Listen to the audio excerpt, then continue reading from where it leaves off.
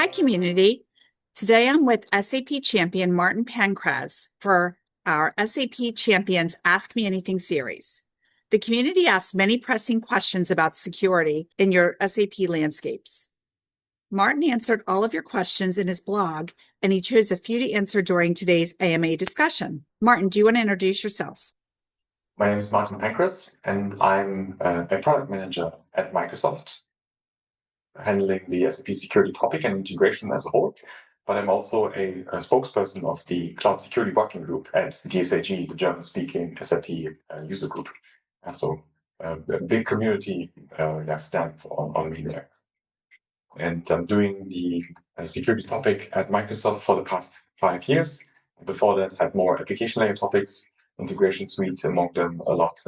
So the whole domain is like close to my heart, and sharing with others I like a big passion. So your first question from the community, which is a good one, considering SAP security as a topic over the past years, what is different in 2026? Very good one, because many of the customers and partners reconsider their posture and their position these days. And this year we had the first actual near miss or breach in the SAP Cloud Application Programming model, where 4 packages were compromised. And SAP found this quite fast. Within hours, this was already patched. But the shared responsibility model also means that once something has been patched and shared by SAP, you as a customer still need to do the implementation and taking the fix. And this was one of the wake-up calls why 2026 is a bit different, because even so BTP and such services have become so important that they also start showing up on the threat landscape. So there's, I'd say that's what's very much different in 2026. So let's go to another question.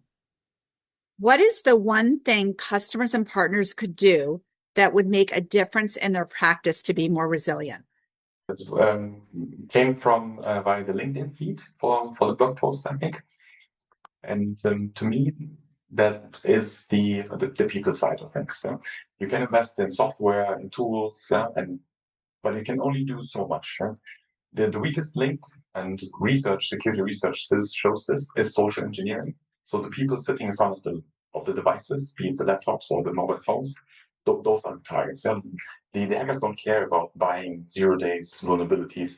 They just go for the easy path. Phishing emails are still the number one successful attack still these days. So if you want to do one thing, educating your people on what's the typical stuff that happens regularly, do simulations even, where you train them, see this is how you get caught. Now we tested this and make sure that people are having this top of mind. This makes the bigger difference than investing into all the expensive tools and fighting technology with technology, because usually you lose the game on the people side. Invest in your people, I'd say. So another question asked by Florian, your fellow champion. He asked, agents observing agents. What is that about? Since we are in the AI era these days, investing into AI capability is like top of mind for all the customers and partners out there. But new technology usually comes with new risk surface. And one of the ideas to solve the asymmetry between you have something that works autonomously 24/7 and the desire to govern it through humans. But then you create a bottleneck where someone needs to improve, or you need to revise, or you need to look at the thing that the AI produced. If you're doing this in the security space, you're limiting yourself, because the hackers don't ask for approval. They just go for destruction, for compromising. So using agents to observe your agents or others is the only way to up level the game. When you find something that is autonomous, you cannot try to do this with a checklist. So that's a typical area that the industry currently invests in, to allow other agents to make sure that your ones that you trust don't get out of line, and the ones that are getting to you from the outside externally with maybe malicious intent can also be fought back. It's a very interesting space. And we saw a recent breach at Hugging Face. OpenAI had a model get loose out of their sandbox, and without them noticing, attacking Hugging Face, like a website hosting certain AI capabilities.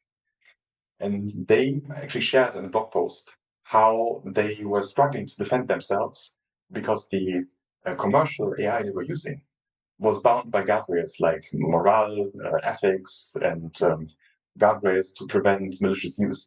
But they were just too close to malicious use by the need to defend themselves. So they needed to choose a open weight model rather than a commercial one to be successful in defending themselves. So it's quite interesting space, where you have this asymmetry between I need to have something that is trustworthy, but I'm fighting against something that doesn't care about compliance and guardrails. And how do you balance this out? So it's a very curious topic and research domain. So, Martin, what are your thoughts about what other community members should keep an eye on? Well, the Ask Me Anything series covers the whole range of topics that SAP has in store. We already had 4 other editions across various topics. Mine, edition 5, was on security, but there's more to come. So I'd say it's worth checking what's already there in the series, what questions were asked and responses, and start asking for the next editions that are coming out. Interesting topics there from my fellow SAP champions. And there's more community events coming up.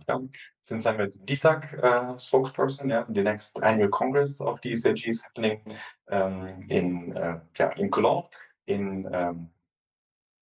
coming in the next month. That's worth doing to meet people. And TechEd, of course, in Berlin, also coming up in October. Thanks, Martin. Thanks, community. Looking forward to seeing you at TechEd.